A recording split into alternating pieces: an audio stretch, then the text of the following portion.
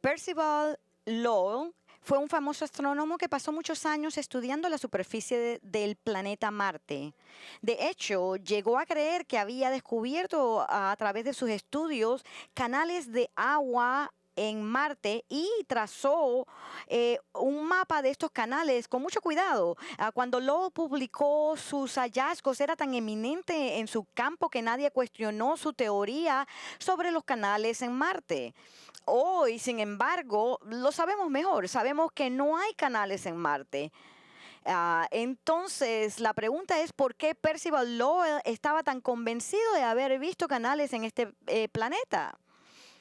Bueno, con el paso de los años, este famoso astrónomo había desarrollado una rara enfermedad ocular, ahora llamada síndrome de Lowell. Y lo que este gran científico estaba observando en realidad no eran canales de agua en Marte, sino los vasos sanguíneos abultados de sus propios ojos. Ahora, el tipo de problema que Percival Lowell tenía con sus ojos físicos es algo que muchos cristianos tienen con sus ojos espirituales. De modo que lo que creemos que vemos no siempre es como las cosas realmente son. Es decir, las cosas no siempre son lo que parecen ser. Y esto es especialmente cierto cuando se trata de cómo nos vemos y evaluamos a nosotros mismos. Y en ninguna parte esto es más obvio que en nuestro pasaje actual de las Escrituras que vamos a estudiar esta mañana en Lucas 9, empezando en el versículo 46. Esto es lo que leemos. Y se suscitó una discusión entre ellos, es decir, entre los apóstoles, sobre quién de ellos sería el mayor. Entonces Jesús, sabiendo lo que pensaban en sus corazones, tomó a un niño y lo puso a su lado y les dijo: el que reciba a este niño en nombre mío, a mí me recibe, y el que me recibe a mí, recibe a aquel que me envió, porque el que es más pequeño entre todos vosotros, ese es grande. Y respondiendo Juan dijo: Maestro, vimos a uno echando fuera demonios en tu nombre y tratamos de impedírselo porque no anda con nosotros. Pero Jesús le dijo: no se lo impidáis, porque el que no está contra vosotros está con vosotros.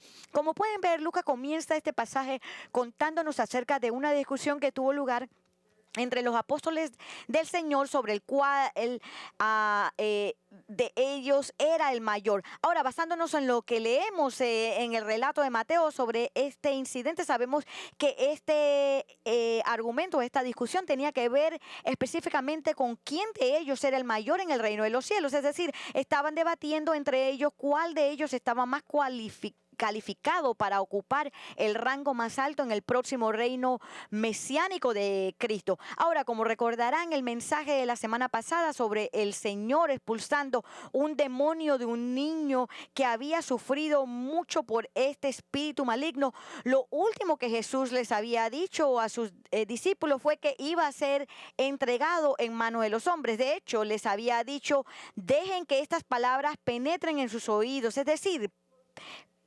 presten mucha atención, porque esto es importante. Pero esas palabras no llegaron a sus oídos, no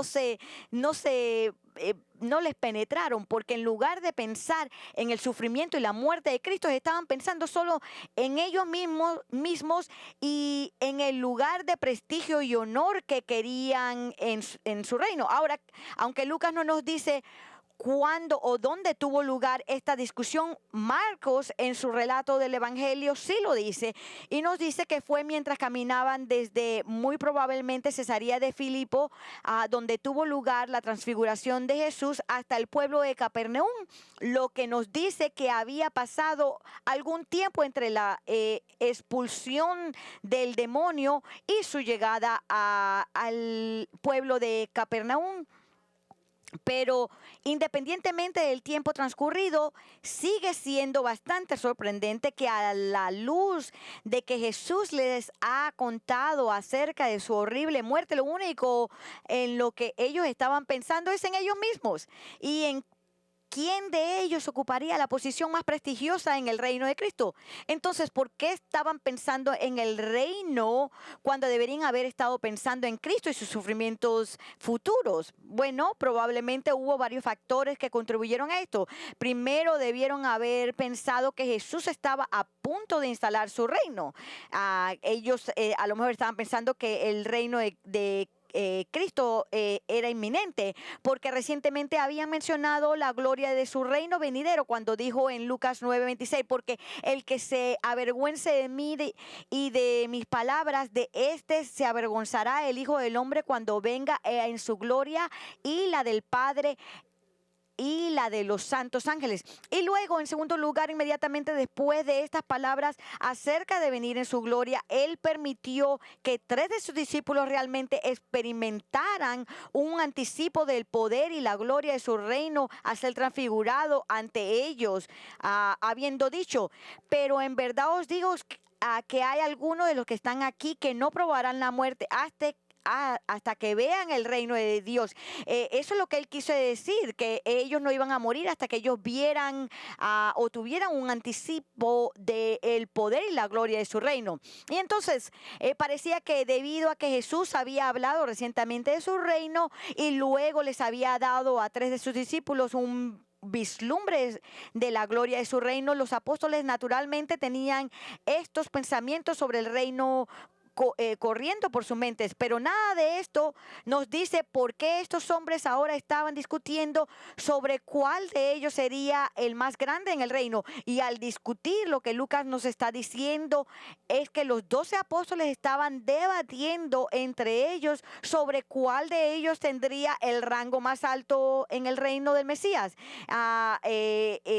como cuál sería el CEO de todo esto. Bueno, la razón básica por la que estos hombres participaron en tal debate es porque eran hombres orgullosos, egoístas, ambiciosos y por lo tanto pecaminosamente preocupados por ocupar una posición más alta y prestigiosa en el reino que cualquier otra persona. Y verán, el orgullo pecaminoso y descarado está en la raíz de su discusión, y la razón por la que estaban tan orgullosos es la razón por la que todos nosotros tenemos problemas con el orgullo, y es porque cuando Adán y Eva pecaron y cayeron de un estado de inocencia en el jardín del Edén, hundieron a todos sus descendientes, toda la raza humana, en pecado, con el orgullo convirtiéndose en el pecado principal del que fluyen todos los demás pecados. En cuanto a la primacía del orgullo y por qué nos afecta a todos, un maestro de la Biblia escribió: nada es más natural que los seres humanos caídos que el orgullo, que se manifiesta en el egocentrismo, el amor propio, la autopromoción y la autorrealización. El orgullo es el pecado que define la naturaleza humana caída, el suelo en el que todos los demás pecados brotan, echan raíces y crecen. Es el pecado condenatorio que produjo la rebelión angelical contra Dios y buscó derrocarlo de su trono como gobernante soberano del universo. Produjo el pecado de Eva y Adán, hundiendo la raza en la corrupción. Que el orgullo haya sido reclasificado como virtud a lo largo de la historia y en la sociedad contemporánea no hace más que revelar las profundidades de la depravación humana. Isaías escribió sobre tal perversa inversión de la realidad: hay de los que llaman al mal bien y al bien mal, que tienen las tinieblas por luz y la luz por tinieblas, que tienen lo amargo por dulce y dulce por amargo. Pero además de tener el pecado del orgullo como parte de su naturaleza humana caída, los discípulos del Señor también fueron alentados a promocionarse por la cultura judía de su época, porque al igual que en nuestros días, el alto rango de una persona era considerado muy importante para la gente, y motivados únicamente por el orgullo, la gente quería ocupar puestos de alta estima y honor en los círculos religiosos y sociales. A lo largo de su ministerio, Jesús constantemente denunció y reprendió el orgullo de los arrogantes líderes religiosos de Israel, y les dijo exactamente cómo mostraron su orgullo y cuán equivocados estaban. En Mateo 6, el Señor reprendió el descaro orgullo de los fariseos al exponer la forma en que intentaron ganarse el aplauso de los hombres por su espiritualidad en sus donaciones caritativas y oraciones y ayunos. En Mateo 6 vemos que dice: por eso cuando des limosnas, no toques trompetas delante de ti como hacen los hipócritas en las sinagogas y en las calles, para ser alabados por los hombres. Y cuando oréis, no seáis como los hipócritas, porque a ellos les gusta ponerse en pie y orar en las sinagogas y en las esquinas de las calles para ser vistos por los hombres. Eso es como si nosotros estuviéramos en un día bien ocupado, que camináramos en la calle 19 y empezar a orar para decirle a la gente: miren cómo soy yo, cómo estoy orando, cómo soy de cristiano. Eso es lo mismo que esta gente estaba haciendo. Y Jesús le dice: y cuando ayunéis, no pongáis cara triste como los hipócritas, porque ellos desfiguran sus rostros para mostrar a los hombres que están ayunando. Y en Mateo 23 Jesús respondió a los fariseos por la forma en que ansiaban la admiración de los demás por su supuesta piedad. Él dice en Mateo 23, 5 al 7: sino que hacen todas sus obras para ser vistos por los hombres, pues ensanchan sus filacterías y alargan los flecos de sus mantos, aman el lugar de honor en los banquetes y los primeros asientos en las sinagogas y los saludos respetuosos en las plazas y ser llamados por los hombres rabí. Y así en la cultura de los apóstoles, las posiciones de honor, estima y respeto se consideraban muy importantes. Entonces no es difícil entender cómo estos hombres moldeados por el pensamiento de su sociedad también estaban preocupados por la clasificación y posiciones de autoridad en el reino venidero. Y eso es exactamente sobre lo que estaban discutiendo y por qué estaban discutiendo sobre esto. Ahora sería maravilloso si pudiéramos simplemente estudiar este pasaje en Lucas 9 desde un punto de vista independiente, como una especie de lección de historia que no tiene relevancia o aplicación para nosotros, porque hemos logrado superar todo esto, ya que hoy ninguno de nosotros piensa en quién es el más grande en el reino de Cristo. Pero eso no es el caso, porque si bien la grandeza del reino puede no estar en nuestras mentes, todos nosotros sin excepción tenemos un problema con el orgullo, porque todos luchamos con un deseo no sano de ser apreciados por los demás y de ser estimados por los demás. Es nuestro orgullo pecaminoso lo que nos hace menospreciar a los demás, pensando que somos mejores que ellos. Es nuestro orgullo herido lo que nos hace detestar la idea de que alguien ascienda antes que nosotros. Es nuestro orgullo el que reacciona con celos y envidia cuando otros son honrados antes que nosotros, cuando pensamos que merecíamos este honor. De hecho, incluso nuestra competitividad en el campo del atletismo puede estar impulsado por un orgullo pecaminoso. Si nuestra motivación para ganar es mostrar a nuestros oponentes que son perdedores porque somos mucho mejores que ellos. Bueno, este es el mismo espíritu que impulsó a cada uno de los apóstoles a discutir cuál de ellos era el más grande en el reino. Y se trataba de autopromoción, autogloria, autoalabanza. Y escuche, si usted cree que no tiene ningún problema con el orgullo, entonces te estás engañando a ti mismo y necesitas empezar a vivir en la realidad. Me encanta la forma en que alguien ha escrito el orgullo es como el pecado que no podemos ver en nosotros mismos y sin embargo tanto detestamos en los demás. A menudo estamos tan ciegos en cuanto a nuestro propio pecado de orgullo, pero podemos verlo fácilmente en los demás. Hace años Michelle y yo asistimos a un banquete en el que el hombre en la plataforma habló una y otra vez de todos sus éxitos y logros. Nunca había yo escuchado a nadie que fuera tan descaradamente descarado y obvio en presumir como lo hizo este hombre, hasta el punto que yo pensé que este hombre que era una broma, que solo estaba bromeando, que debía estar haciendo todos estos alardes sobre sí mismo solo para ilustrar qué tan orgullosos la gente puede ser, pero él no puede hablar en serio. Así que esperé que se detuviera y nos dijera que todo su alarde era una broma para dejar claro un punto. Pero no se detuvo y no estaba bromeando. Realmente estaba tan lleno de sí mismo como para alardear con valentía de todos sus logros y éxitos en la vida. Él no estaba bromeando. Ahora bien, la mayoría de nosotros no somos tan obvios cuando se trata del orgullo. Generalmente somos un poquito más sutiles al respecto, de modo que en nombre de la humildad a menudo nos menospreciamos diciéndoles a los demás lo incompetentes e inútiles que somos, y lo hacemos con la esperanza de que la otra persona diga, oh, no, no, no, tú no eres incompetente, es más, tú realmente eres genial, eres maravilloso, etcétera. Amigos, todo esto solo es orgullo pecaminoso disfrazado de humildad.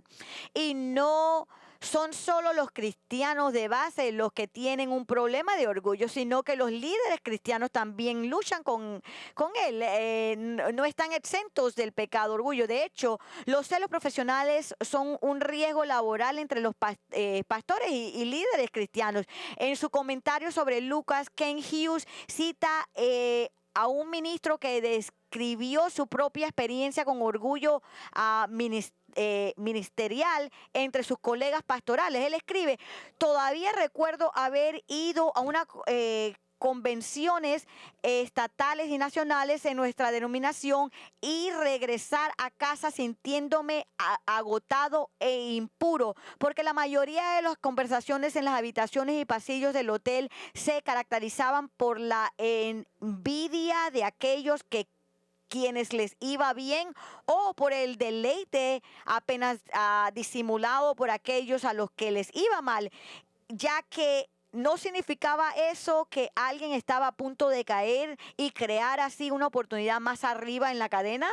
Y por eso el orgullo es un problema con el que todos lidiamos, incluso los apóstoles, y es el pasaje, y en el pasaje que tenemos entre nosotros esta mañana, Lucas presenta los incidentes que involucran a los apóstoles en los que Jesús aborda su problema con orgullo. Y al hacerlo, el Señor revela no solo algunas de las características del orgullo pecaminoso, sino también por qué es tan peligroso, así como la manera de abordar el orgullo pecaminoso cuando asoma su fea cabeza en nuestras vidas. Y la primera característica del orgullo que vemos en este versículo es que el orgullo promueve a uno mismo. Y Lucas comienza aquí a decirnos que había una discusión entre los apóstoles. Lucas no nos establece el escenario ni el trasfondo histórico, simplemente comienza contándonos acerca de esta discusión que tuvieron los apóstoles. Sabemos que por el Evangelio de Marcos, que habiendo viajado desde Cesarea de Filipo en la parte norte de Israel a esta ciudad de Capernaum, que está ubicada en el lado noroeste del mar de Galilea. Cuando ellos llegaron, Jesús y sus discípulos entraron a una casa, y al entrar en la casa, Marcos nos dice que el Señor les preguntó qué estaban discutiendo, aunque no se nos dice exactamente qué ellos estaban diciendo. Me imagino que cada uno de ellos estaban diciendo por qué exactamente ellos merecían ser el mayor en el reino. A lo mejor la discusión de ellos tenía que ver con la manera en que ellos actuaban, basada en el desempeño en recientes viajes misioneros de corto plazo, donde expulsaron demonios y sanaron a los enfermos, quizás creyendo que cada uno de ellos superó a los demás en sus actividades milagrosas. Se presentaron como los más grandes, y vemos que tal vez su disputa se dirigió principalmente hacia Pedro, porque aunque el texto no dice esto, es muy probable que estos hombres estuvieran celosos de Pedro y preocupados que él pudiera ser el que Jesús había elegido, o estaba pensando en elegir a ser el líder de más alto rango en su reino. Después de todo, como nos dicen otros pasajes del Nuevo Testamento, fue Pedro de todos los discípulos que caminó sobre el agua, y Jesús destacó a Pedro como su principal portavoz sobre el cual edificaría su iglesia, y fue Pedro quien fue uno de sus principales portavoces de los tres seleccionados para estar con Jesús en el monte de la transfiguración, y fue solo Pedro quien tuvo previsto el pago del impuesto al templo mediante el milagro de un pez con un ciclo en la boca. Pero por otro lado también era cierto que Pedro era el único a quien Jesús había llamado Satanás y le había dicho que se pusiera detrás de él. Y también Santiago como Juan sabían que que el Padre esencialmente había ordenado a Pedro que guardara silencio en el monte de la transfiguración mientras les decía que escucharan a su hijo. Entonces, con todos los errores garrafales de Pedro, tal vez los discípulos pensaron que la posición para los más grandes en el reino de Cristo aún estaban disponibles para que cualquiera lo agarrara. Y ahora, tal vez pensando que Pedro estaba fuera de la carrera, están discutiendo sobre quién de ellos sería la mano derecha del Señor en su reino. Y ahora, independientemente de cómo comenzó esta discusión y qué dijo exactamente cada uno de los discípulos durante este debate de todo, todos se equivocaron al discutir, porque cada uno de ellos fue culpable de promocionarse a sí mismo como superior a los demás. Verán, el problema de ellos era que estaban preocupados por sí mismos, tan preocupados que lo único que pensaban eran en ellos mismos y en mantener una posición de prominencia y prestigio en el reino venidero. Escuchen, la preocupación por nosotros mismos es el verdadero problema del orgullo, y esta preocupación por uno mismo nos engaña, haciéndonos pensar más alto de nosotros mismos de lo que más de lo que deberíamos, que somos más importantes de lo que realmente somos, y por lo tanto llegamos a creer que tenemos derecho a ciertas cosas como una posición alta en la empresa, cierto respeto, reconocimiento por parte de nuestros compañeros, un trato prestigioso que pague bien, un trabajo prestigioso que pague bien, una hermosa casa o un auto elegante, etcétera. Todo esto es solo orgullo pecaminoso, una actitud de autoexaltación y ambición egoísta.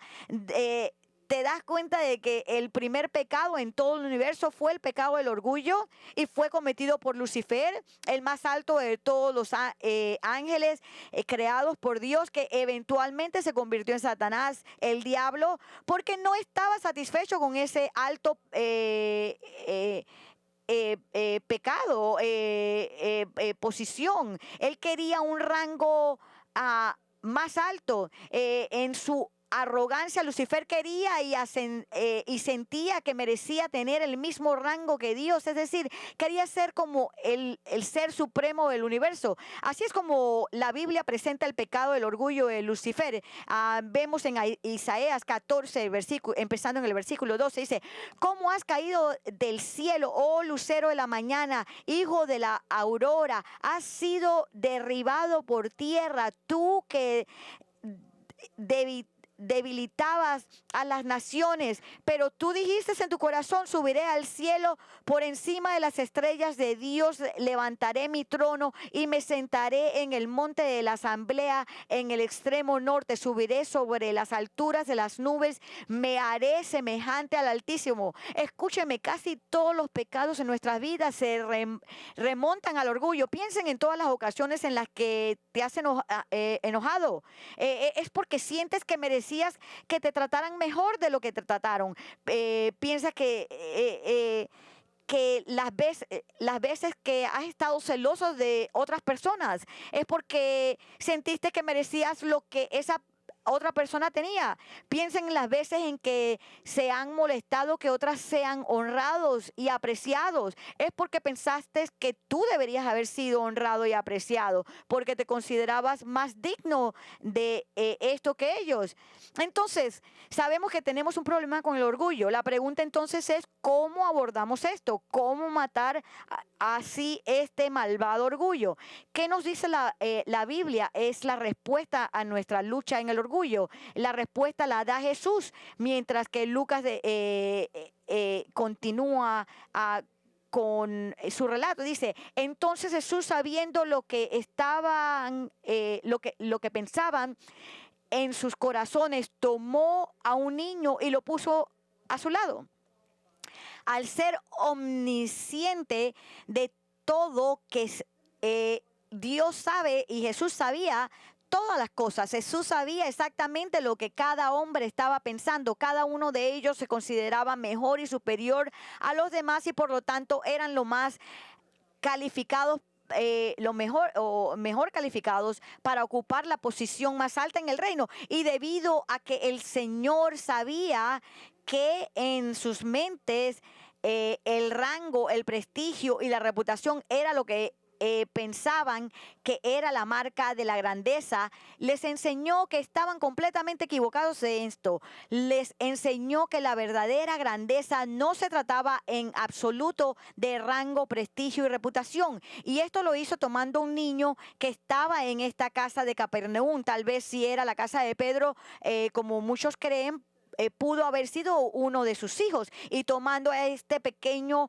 lo puso a su lado. Y Marcos nos dice que Jesús, sentándose, tomó al niño en sus brazos y luego les dijo la declaración contracultural más radical que jamás habían oído acerca de ser grande. Él dijo, y les dijo, el que reciba a este niño en su nombre, a mí me recibe, y el que me recibe a mí recibe al que me envió, porque el que es más pequeño entre todos vosotros es más grande. Ahora piensen en lo que Jesús estaba diciendo. Tener a un niño ante ellos, alguien que no tenía rango ni poder para ser grande, alguien que era demasiado pequeño, demasiado débil para ser considerado grande, alguien que, aunque amado y querido por sus padres, era considerado sin importancia en la sociedad, el menor entre los miembros de la sociedad en términos de su contribución. Sin embargo, Jesús les dijo que este niño, que representa a todos los que tienen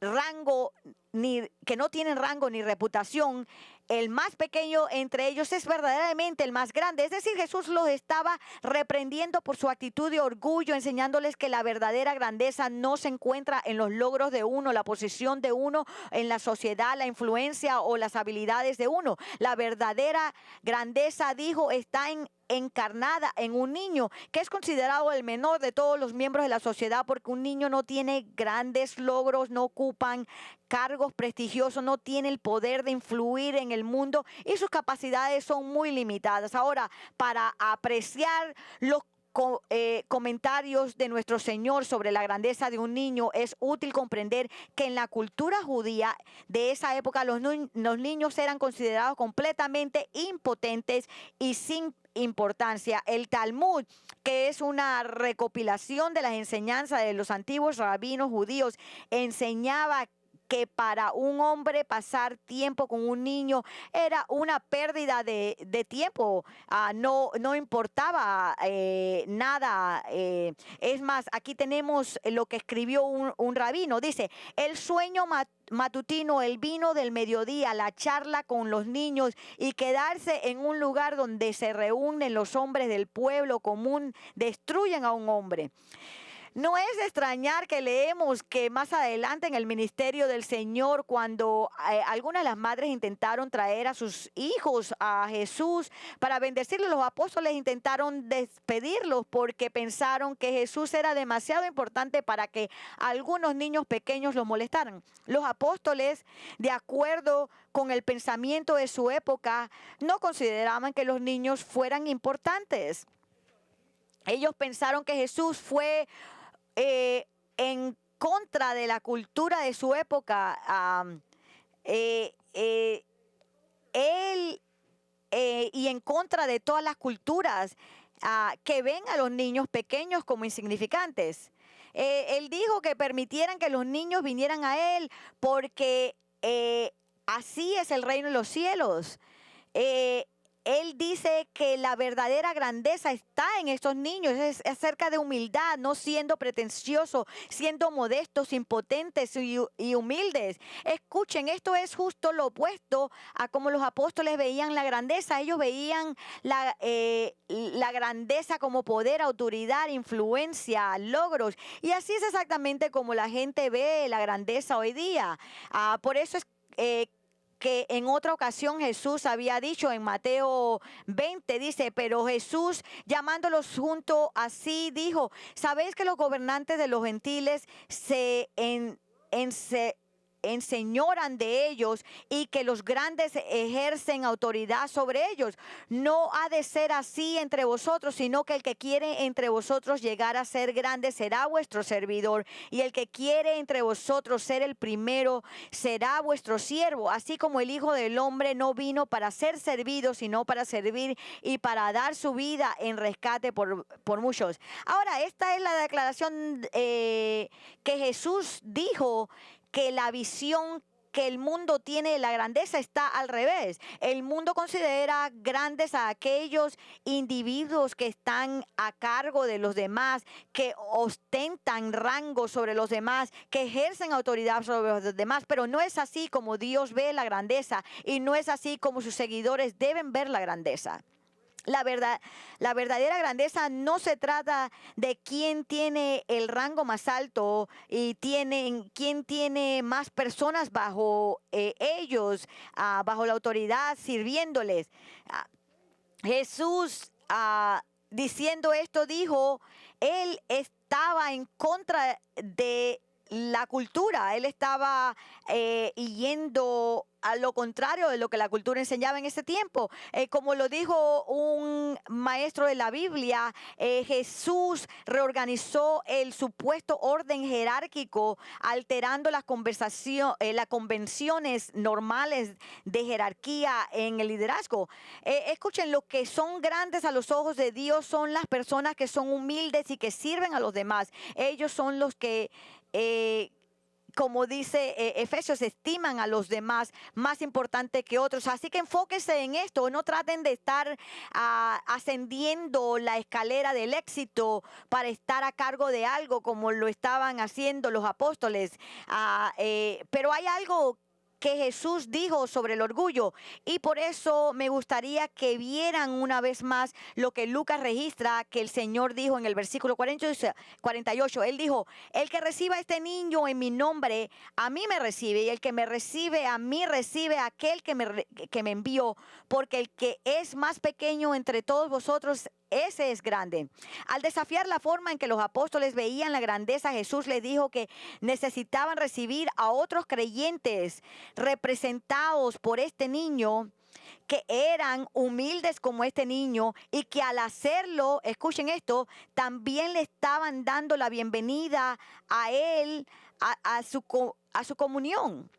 En otras palabras, Jesús nos está diciendo que nosotros debemos recibir a todos los hijos de Dios sin ninguna consideración por lo que han logrado, o cuál es su posición en la sociedad, o quién conocen, o con quién se codean, o cuánto dinero o influencia tengan en la comunidad. Porque la verdadera grandeza, escuchen esto, no se trata de ninguna de esas cosas. La verdadera grandeza se encuentra en el Hijo de Dios común, humilde y sin pretensiones. Lo que el Señor realmente está diciendo es, no solo necesitamos cambiar nuestra visión mundana de quienes consideramos grandes, sino que también debemos asegurarnos de no darle ningún trato preferencial a aquellos que consideramos ser las personas más importantes de la sociedad, porque debemos tratar a todos los creyentes con el mismo respeto y amor. Incluso si otros lo consideran los miembros de menor rango en la sociedad, como un niño pequeño, y al tratarse unos a otros de esta manera, así es como realmente lo trataban a él y al Padre, porque eran uno, unidos con cada con cada creyente. Y en su sermón pronunciado por el maestro bíblico Chuck Swindoll nos desafía a pensar en cómo recibimos y tratamos a las personas que no son consideradas la capa superior de la sociedad. Él dijo, el acto de recibir a alguien debe entenderse en el contexto de la hospitalidad del cercano oriente. Significa acoger como familia y cuidar de las propias necesidades. Eso es fácil de hacer para un dignitario importante o una celebridad. Imagínate que alguien llama a tu puerta, la persona suplica entrar porque le han robado a punta de pistola y no tiene dinero ni medios para conseguir ayuda por sí solo. Sea honesto al responder esta pregunta. ¿Cómo respondería si conociera al hombre como el magnate de los negocios más ricos del mundo? Por el contrario, ¿cómo respondería usted si fuera un vagabundo con discapacidad mental? Admitamos que estamos ansiosos por ayudar a los poderosos, pero reacios a ayudar a los indefensos. Hacer favores a personas poderosas podría generar una buena recompensa o hacer avanzar nuestra agenda personales, pero ayudar a alguien sin recursos, no. Escuche, el problema con el orgullo es que no solo nos exaltamos o exaltamos a nosotros mismos, sino que tendemos a exaltar a otros que consideramos importantes porque son miembros poderosos, ricos e influyentes de la comunidad, los que mueven y agitan a nuestro mundo. Pero Jesús nos reprende por pensar así. En cambio, Él nos llama a tratar al creyente más simple, más común y menos asertivo en Él como significativo, porque son significativos a sus ojos. Él los considera grandes y por lo tanto nosotros también deberíamos hacerlo. Así que la próxima vez que sientas la tendencia de exaltarte a ti mismo, recuerda lo que Jesús dijo acerca de la verdadera grandeza, que no tiene nada que ver con el rango o la prominencia, sino que se trata de la humildad como se ve en un niño y de servir a los demás. Y la próxima vez que tenga la tendencia de exaltar a alguien más y tratarlos con más respeto que a los otros, simplemente porque ocupan una posición prominente, recuerde lo que dijo Jesús. La forma en que tratamos a un compañero creyente, independientemente de quien sea, es como lo tratamos a él y al Padre. Es decir, dar la bienvenida a cualquier creyente a nuestra comunidad es dar la bienvenida a Jesús y al Padre a nuestra comunidad. Ahora, lo siguiente, que vemos en este pasaje es que a la luz de Jesús hablando sobre el orgullo y dando la bienvenida a cualquier hijo de Dios a su comunidad, uno de los apóstoles estaba preocupado por esto, y mientras Lucas continúa contándonos lo que sucedió este día, nos dice que este apóstol habla y le dice a Jesús lo que le preocupaba. Y al hablarnos de este intercambio entre este discípulo y Jesús, aprendemos que una segunda característica del orgullo es que además de promoverse a sí mismo, es intolerante y crítico con los demás. Vemos en el versículo 49, y respondiendo Juan dijo: Maestro, vimos a uno echando fuera demonios en tu nombre y tratamos de impedírselo porque no anda con nosotros. El haber escuchado lo que Jesús dijo acerca de recibir a alguien en su nombre, parece haber desencadenado algo en la mente de Juan que le preocupaba, porque a la luz de lo que Jesús acaba de decir, no sabe si algo que él y los otros discípulos hicieron fue bien o mal. Y aunque lo que le decía a Jesús no es en forma de pregunta, suena como una pregunta, porque Juan no está seguro si trataron a alguien apropiadamente y quiere saber de Jesús si lo que hicieron fue correcto o no. Y aquí está como una especie de pregunta, pero no exactamente de Juan, lo que él le dice, y él le dice a Jesús que ellos, es decir, los apóstoles, vieron a alguien que estaba expulsando demonios en su nombre y trataron de detenerlo porque él no era uno de ellos, no era parte de su círculo. Es decir, él no era un apóstol, él no era parte del grupo de ellos. Y ahora lo que Juan menciona es exactamente relevante para nosotros y está relacionado con nuestro problema con el orgullo, porque la cuestión que Juan plantea aquí es la cuestión de la exclusividad, es decir, excluir o impedir que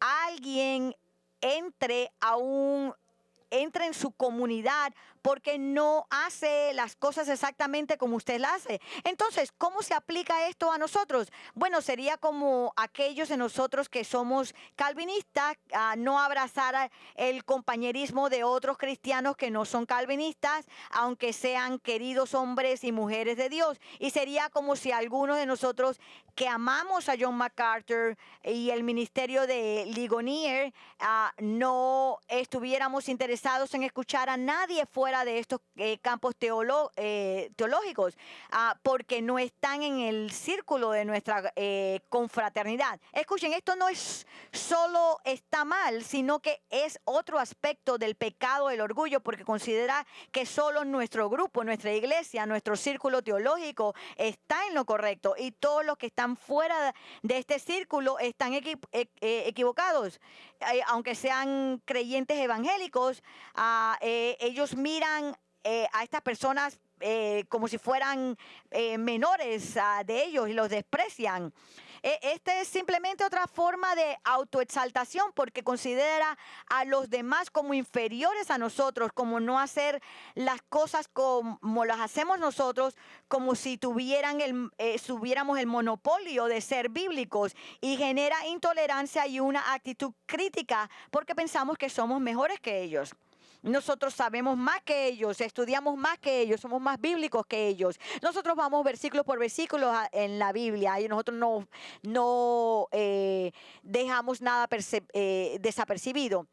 Vi este mismo pecado de orgullo en mi propia vida cuando hace muchos años, poco después de graduarme del Instituto Bíblico Moody, alguien me entregó algunos mensajes de un tipo del que nunca yo había oído hablar, llamado John MacArthur. Y en mi arrogancia pensé, quien sea que esta persona fuera o este hombre es, no debe ser muy bueno, porque si fuera bueno, ciertamente yo habría oído hablar de él cuando estaba en Moody, porque Moody teníamos los mejores oradores del mundo evangélico. Y yo no recuerdo a John MacArthur, nunca había oído de este tipo.